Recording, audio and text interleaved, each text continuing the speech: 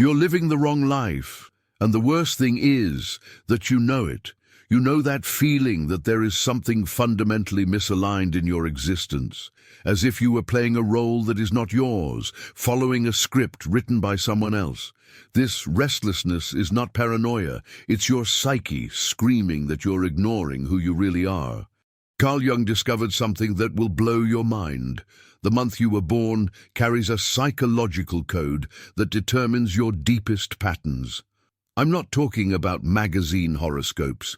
I'm talking about archetypal forces that have shaped your personality from the first second of life and that you have never consciously acknowledged. As you struggle with symptoms, Jung shows you the root cause.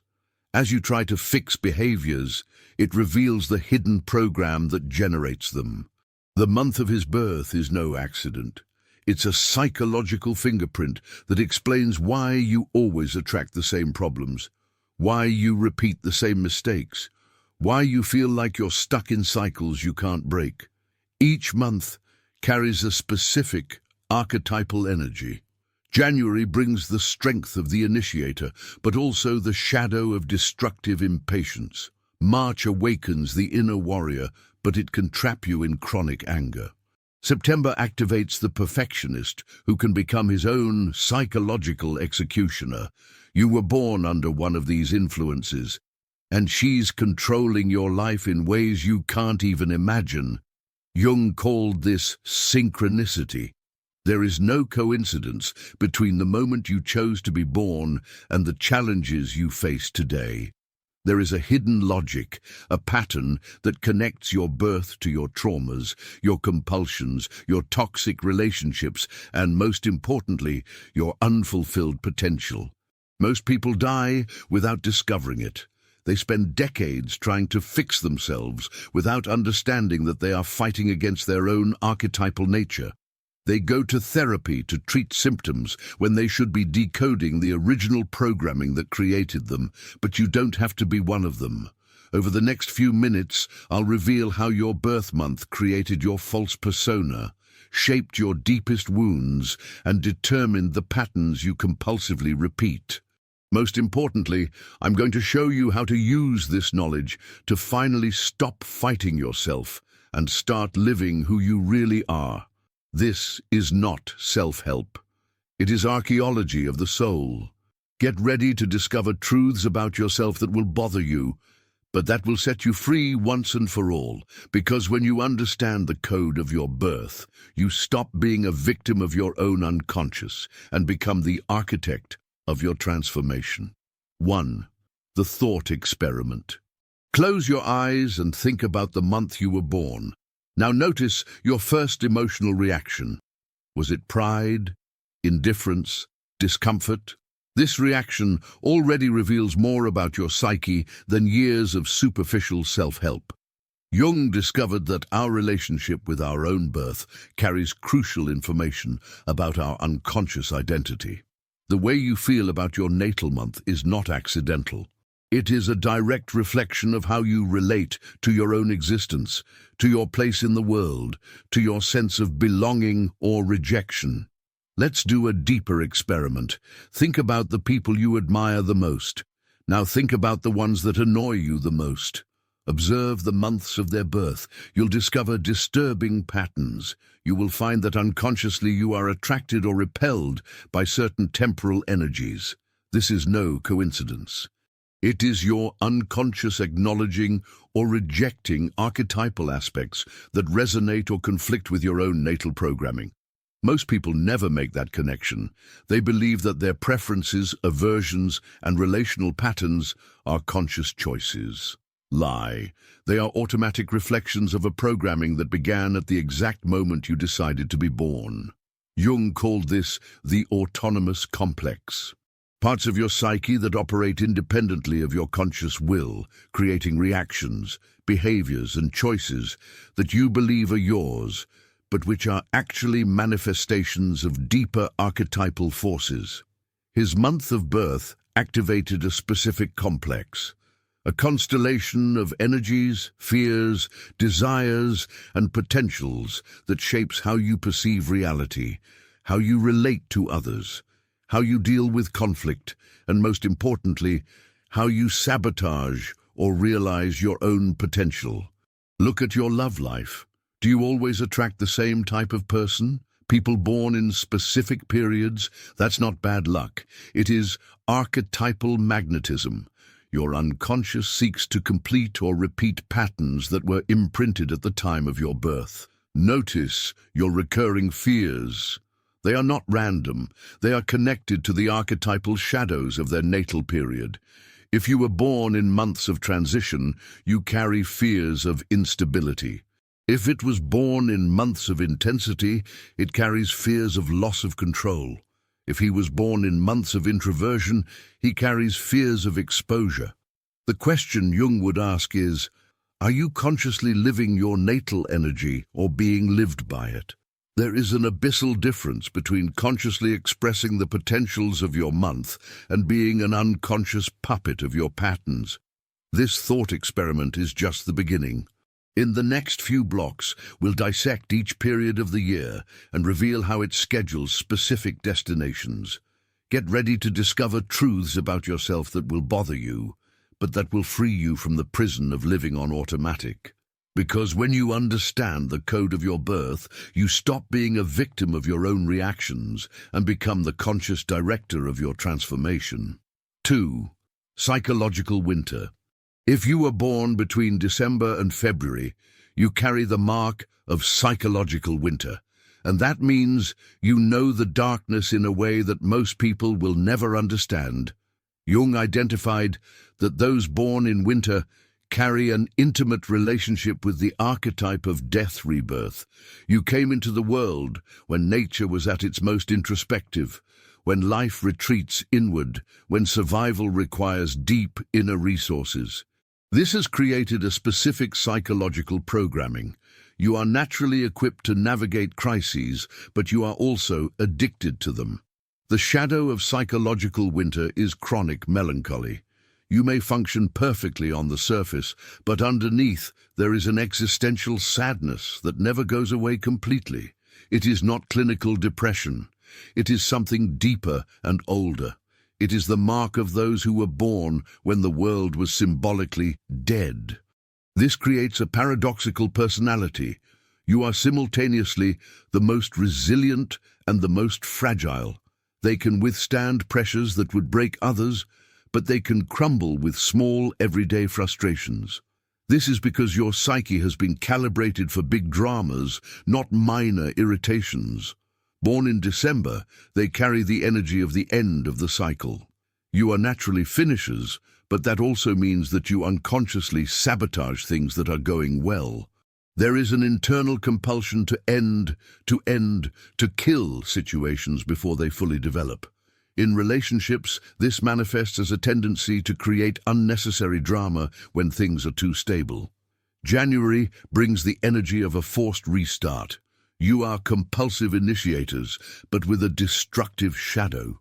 They start projects, relationships, changes with an almost manic energy, but often abandon everything when the novelty wears off. This is because you unconsciously associate beginning with performance pressure. February carries the energy of the incomplete transition. You live in a perpetual state of almost finishing something, almost starting something else, almost making an important decision. This limbo energy creates constant existential anxiety, as if you are always waiting for life to really begin. The strength of psychological winter lies in the capacity for deep transformation. You don't make superficial changes.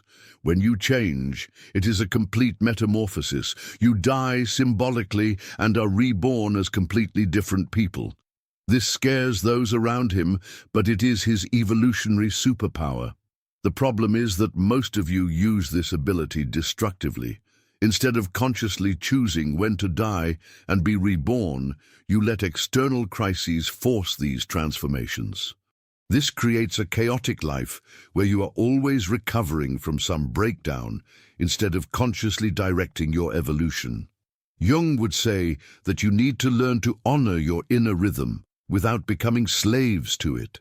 Accept that you need periods of recollection, of symbolic death, of deep processing, but without using this as an excuse to avoid life. Their hidden destiny is to become masters of conscious transformation. Guides for others who need to navigate their own deaths and rebirths, but first, you need to stop drowning in your own depth. 3. Spring awakening. If you were born between March and May, you carry the mark of spring awakening. And that means you're simultaneously the most inspiring and most annoying person anyone can meet. Jung identified that those born in spring carry the archetype of the hero in the making. You came into the world when life was exploding in all directions, when each day brought visible changes, when the energy of growth was almost violent in its intensity. This has created a specific psychological programming. You are naturally driven to grow, expand, conquer, but you are also unable to accept limitations. The shadow of spring awakening is destructive impatience. You want everything now, in the way you imagine, in the time you determine. When reality does not cooperate with your grand plans, you do not adapt. You attack. They attack circumstances. They attack people. They attack themselves. This misdirected spring energy becomes a force of destruction rather than creation. Born in March, they carry the energy of the immature warrior. You are naturally combative, but you often choose the wrong battles. They fight against symptoms instead of causes, against people instead of systems, against effects instead of origins. This creates a life of constant conflict where you are always right, but rarely victorious. April brings the energy of accelerated growth. You are naturally expansive, but with a tendency to grow in a disorderly way. They start multiple projects simultaneously, make promises they can't keep, create expectations they can't sustain. This is because you unconsciously associate pause with death. May carries the energy of obsessive beauty. You are naturally attracted to aesthetic perfection, but it becomes a prison. You become slaves to the appearance, the impression you make, the image you project. They spend enormous energy maintaining a facade of success instead of building real substance. The fundamental problem with the springborn is that you confuse movement with progress. You are always doing something, always in action, always busy, but often going round in circles. This compulsion for constant activity is an escape from the existential anxiety of not being growing fast enough. Jung would say that you need to learn the difference between organic growth and forced expansion. Spring in nature does not happen by effort. It happens by proper conditions, correct timing, patience with natural processes. But you want to force spring all year round. This creates problematic relationships. You push people to grow at the rate you determine. They become frustrated when others do not share their urgency. You abandon relationships that do not evolve at the speed you expect. This is not love. It is emotional colonization. The strength of spring awakening lies in the ability to inspire genuine transformation. When you learn to channel your growth energy consciously, you become powerful catalysts for positive change. You can see potentials that others don't, see possibilities where others see limitations. Their hidden destiny is to become leaders of conscious transformation, not dictators who force change, but facilitators who create conditions for natural growth to happen. But first, you need to stop trying to speed everything up and learn to honor the organic rhythms of life. 4. Solar intensity. If you were born between June and August, you carry the mark of solar intensity. And that means you're a force of nature who hasn't learned to control yourself yet. Jung identified that those born in the summer carry the archetype of the potential tyrant king. You came into the world when energy was at its peak, when the days were longer, when life was at its fullest and most dominant. This has created a specific psychological programming. You are naturally magnetic, powerful, charismatic, but you are also prone to becoming destructive narcissists. The shadow of solar intensity is the compulsive need to be the center of everything. You can't just participate. You need to dominate, to lead, to be recognized, to be admired. When it doesn't happen naturally, you force it. And when you force it, you become exactly the kind of person you yourself would despise. Born in June, they carry the energy of the compulsive performer. You are naturally theatrical, but that becomes a prison when you lose the ability to simply be. Everything becomes performance. Relationships become spectacles. Conversations turn into monologues. You become slaves to your own need to impress. July brings the energy of the authoritarian leader. You are naturally commanders, but you often confuse leadership with domination. You want things to be done your way, in your time, according to your criteria. When others resist, you do not question their methods. You question the intelligence of others. August carries the energy of the self-centered creator. You are naturally creative, but you tend to create to feed your own ego rather than to serve something greater. Your projects become extensions of your narcissism. You are personally offended when your creations are criticized, as if criticism of the work is an attack on your identity. The fundamental problem with the summer-born is that you confuse intensity with depth. You are intense in everything, but you rarely go beyond the dramatic surface. You would rather create emotional storms than do the quiet, unglamorous work of real self-knowledge. This creates toxic relationships. You turn partners into an audience. You need others to constantly validate your importance, your specialty, your superiority. When that validation doesn't come, you become emotional manipulators, creating drama to force attention. Jung would say that you need to learn the difference between genuine power and compensatory domination. Real power doesn't need to prove itself. You don't need to diminish others to elevate yourself. It does not need constant external validation. But you use power as a drug for a deep insecurity that you never admit to having. The strength of solar intensity lies in the ability to genuinely inspire and energize others. When you learn to use your natural magnetism to uplift rather than dominate, you become truly transformative leaders. You can illuminate potentials that others did not even know they had, but that requires you to do the hardest work, admitting that behind all this intensity is a wounded child who is afraid of not being loved if he is not special. Their hidden destiny is to become conscious suns that heat without burning, that illuminate without dazzling. Cinco, melancholia, autumnal. If you were born between September and November, you carry the mark of autumnal melancholy. And that means you see the truth that others refuse to see, but you pay the price of never being able to be truly happy. Jung identified that those born in autumn carry the archetype of the melancholic sage. You came into the world when nature was preparing to die, when the leaves were falling, when the reality of impermanence was visible in every tree. This has created a specific psychological programming.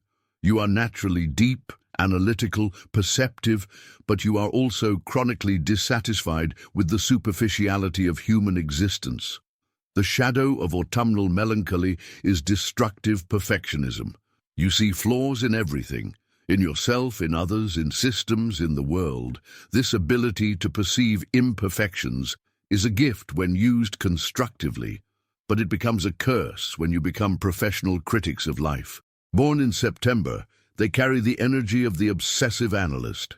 You are naturally organized and meticulous, but this turns into a compulsive need to control every detail of existence. You cannot relax because there is always something that can be improved, optimized, corrected. This creates constant anxiety disguised as productivity. October brings the energy of the manipulative diplomat. You are naturally charming and level-headed, but you use these qualities to avoid genuine conflict. You would rather maintain superficial peace than face uncomfortable truths. This creates relationships that are beautiful on the outside, but empty on the inside. November carries the energy of the compulsive investigator. You are naturally drawn to the darkest mysteries of human existence: death, betrayal, power, sexuality, corruption. You want to understand what moves people in their darkest moments.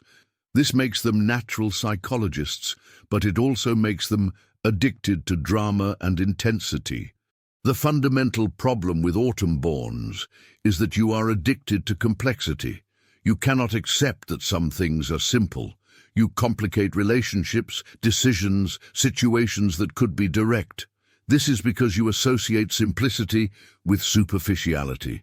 Jung would say that you need to learn the difference between genuine depth and neurotic complication. Real depth is sometimes simple. Sometimes the wisest answer is the most obvious. But you reject simple solutions because they don't feed your need to feel intellectually superior. This creates problematic relationships. You overanalyze every gesture, every word, every silence. You look for hidden meanings where there are none. You turn partners into projects of analysis instead of simply loving them as they are. The strength of autumnal melancholy lies in the ability to see through the illusions that keep most people trapped. You can identify destructive patterns, hidden motivations, toxic dynamics that others ignore. When used consciously, this insight makes them powerful healers. But you must learn that not every truth needs to be told. Not every flaw needs to be corrected. Not every imperfection needs to be analyzed. Sometimes wisdom lies in accepting imperfection as a natural part of existence. Their hidden destiny is to become guides for others who are ready to face their own shadows. You are naturally equipped to help people in processes of deep transformation. But first, you must stop using your perception as a weapon against the simple joy of life. 6. Your month revealed. Now the moment you've been waiting for has arrived. Let's stop talking about others and focus on what really matters. How your specific month created the patterns that control your life right now.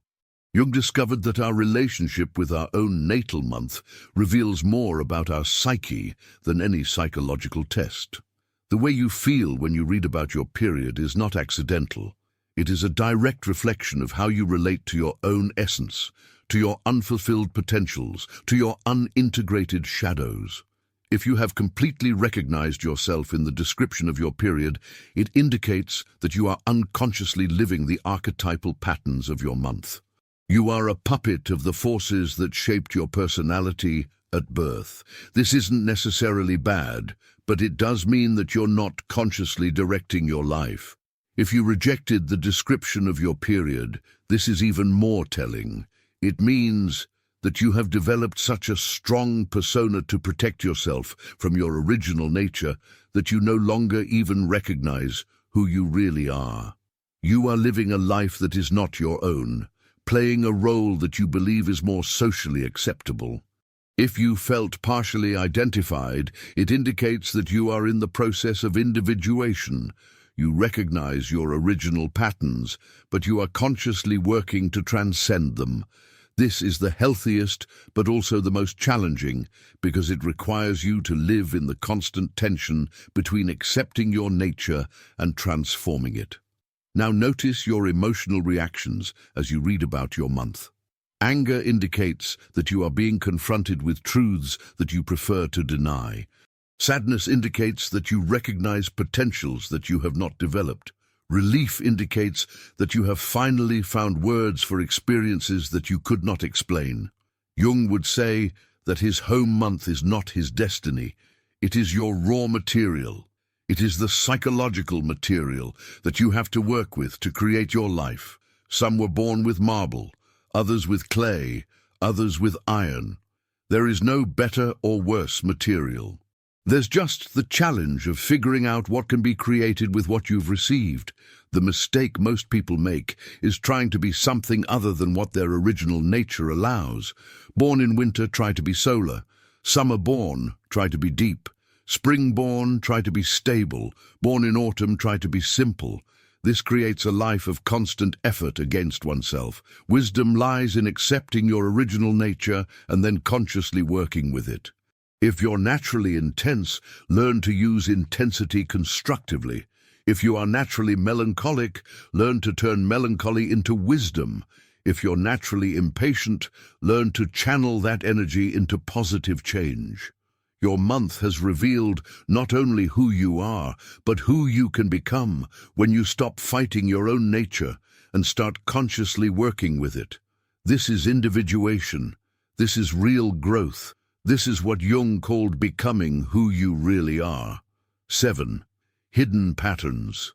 Now that you have recognized your natal programming, you need to understand how it operates invisibly in your everyday life. Jung discovered that most people live prisoner of patterns that they don't even realize exist. Your birth month has created a psychological algorithm that determines your automatic reactions. When you feel threatened, when you fall in love, when you make important decisions, when you get into conflict, you're not being spontaneous. You are running a program that was installed at the time of your birth. Those born in winter have the pattern of necessary death. You unconsciously sabotage situations that are going too well because your psyche associates stability with stagnation. You create crises to force transformations, even when change is not necessary. Notice how many times you have ended relationships that were working or abandoned projects that were thriving. Born in the spring have the pattern of forced growth. You unconsciously push everything and everyone around you to evolve at the pace you determine. You cannot accept that some people, situations, or projects need time to mature. Notice how many times you have destroyed something good by trying to speed up its development. Born in the summer have the pattern of disguised domination. You unconsciously turn every interaction into an opportunity to demonstrate superiority. You can't just participate without leading, contribute without dominating, be present without being the center. Notice how many times you have pushed people away by always trying to be the main star. Born in autumn have the standard of impossible perfection. You unconsciously reject anything that does not meet your unrealistic standards. You cannot accept natural imperfections in yourself, in others, or in situations. Notice how many times you have missed opportunities by waiting for ideal conditions that never came. These standards are not character defects. These are survival strategies that your psyche has developed based on the archetypal energy of your birth. The problem is that you continue to use survival strategies in situations that require growth strategies. Jung called this the autonomous complex. Parts of your personality that operate independently of your conscious will, creating repetitive behaviors that you believe to be free choices, but which are actually programmed automatic reactions. The most destructive pattern is that you tend to attract people and situations that activate exactly the most problematic aspects of your natal programming. That's not bad luck. It is unconscious magnetism. You are drawn into dynamics that confirm your deepest beliefs about yourself and about life. If you unconsciously believe that you must fight to survive, you will attract conflict. If you believe that you need to be special to be loved, you will attract people who make you compete for attention. If you believe that nothing is permanent, you will attract instability. The key to breaking these patterns is not to try to eliminate them. It is recognizing them when they are operating and making different conscious choices. When you feel the automatic impulse coming up, you pause and ask, is this a programmed reaction or a conscious response? This requires constant vigilance at the beginning. You'll find yourself performing the same patterns thousands of times before you can consistently interrupt them. But each time you consciously choose a different response, you weaken the power of the automatic pattern. Your hidden destiny is not to be a slave to these patterns. It is to become aware of them and use them as tools when appropriate, rather than being used by them compulsively. 8. Temporal relationships. Jung discovered something that will blow your mind about relationships. You don't randomly attract people. You attract specific temporal energies that complete, challenge, or mirror your own natal programming in ways that your unconscious deems necessary for your evolution. Observe the birth months of the most important people in your life. Your great loves, your deepest friendships, your most intense conflicts, your most meaningful partnerships. You will discover patterns that are not coincidence. They are archetypal synchronicities that reveal hidden aspects of your own psyche. Winterborn are magnetically attracted to summerborn. You unconsciously seek solar energy that balances your natural melancholy. But this creates problematic dynamics. You try to cool down their intensity, while they try to warm up your emotional coldness. Neither of them can accept the other as they are. Springborns are attracted to autumnborns. You seek the depth and stability that balances your natural impulsiveness. But you are frustrated by their slow pace, while they feel pressured by your constant urgency. You want to speed everything up. They want to analyze everything. Born in summer are attracted to those born in winter. You seek the emotional authenticity that balances your performative tendency, but you feel rejected by their natural reserve, while they feel suffocated by your need for constant attention. Autumn-born are attracted to spring-born. You seek the spontaneity and optimism that balances your analytical tendency, but you chafe at their apparent shallowness, while they feel judged by your need to complicate everything. These attractions are not problems to be solved. These are opportunities for growth disguised as relational conflicts. Each temporal energy you draw is trying to teach you something that you need to integrate in order to become a more complete person. The mistake most people make is trying to change the other so that they become more like themselves. This is emotional colonization. You are trying to eliminate the very qualities that unconsciously attracted you to this person. Jung would say that healthy relationships are not about compatibility. They are about conscious complementarity. Each person retains his or her original nature, but learns to integrate aspects of the other's temporal energy consciously and voluntarily. This means that a winterborn can learn to access solar energy when appropriate, without trying to become a summer person. A summerborn person can learn to access emotional depth when needed, without trying to become a winter person. But this requires emotional maturity that most people do not have. It is easier to fight, blame, try to change the other, end the relationship, and look for someone more compatible than to do the internal work of integration.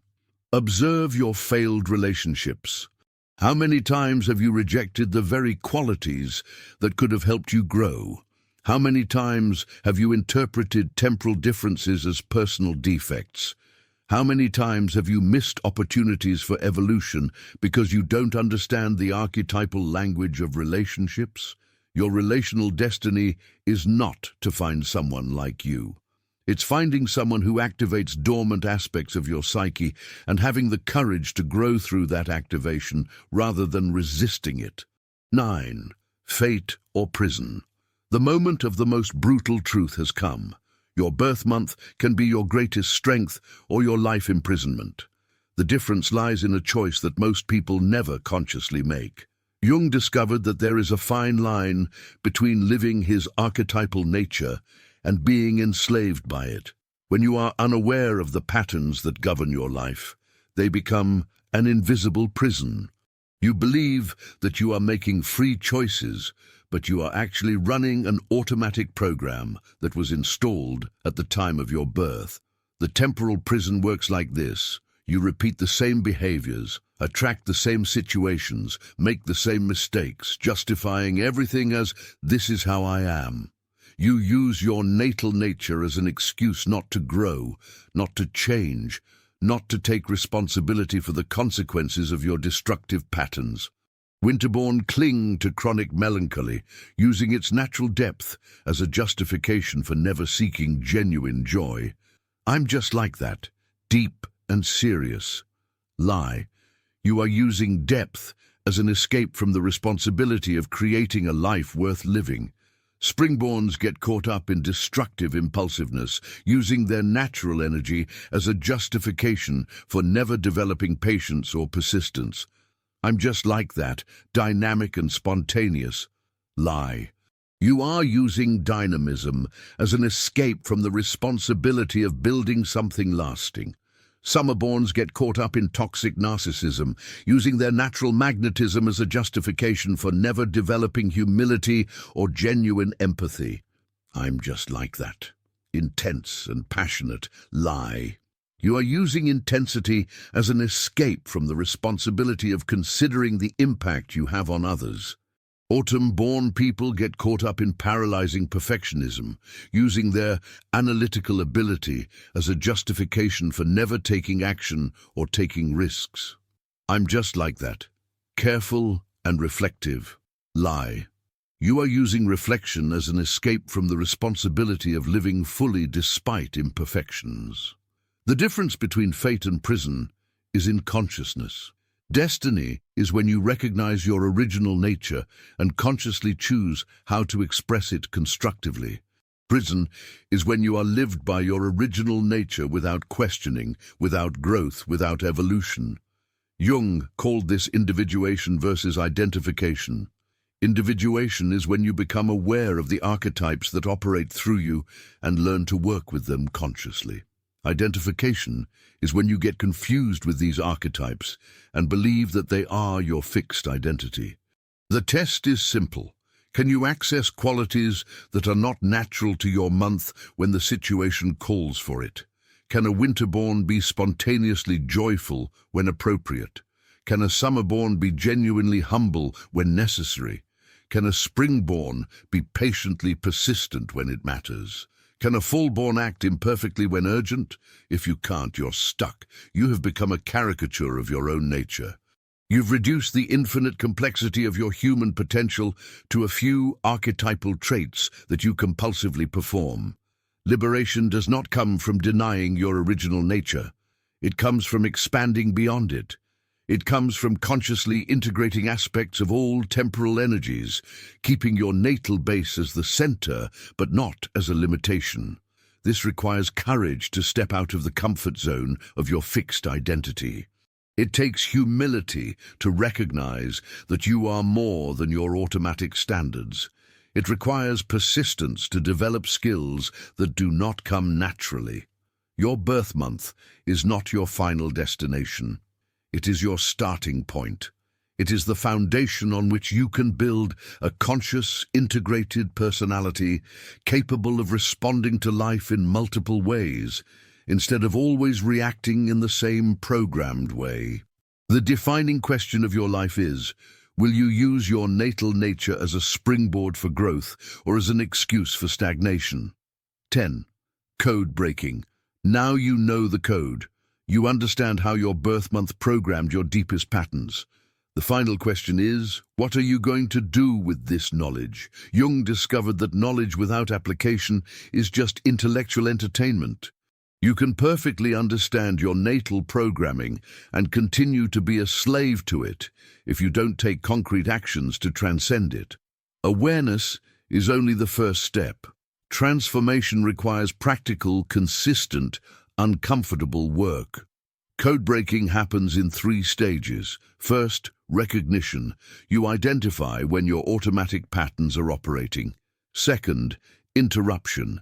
You stop the pattern before it is complete. Third, conscious choice. You respond differently based on what the situation actually demands, not what your schedule dictates. This is not easy.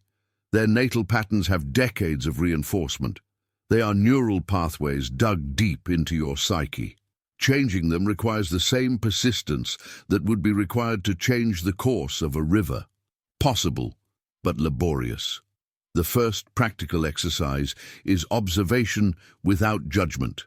For a week, simply observe when your natal patterns manifest. Don't try to change them yet. Just note, oh, there's my winter pattern manifesting, or interesting, my summer pattern is active right now. Conscience without pressure. The second exercise is the conscious pause.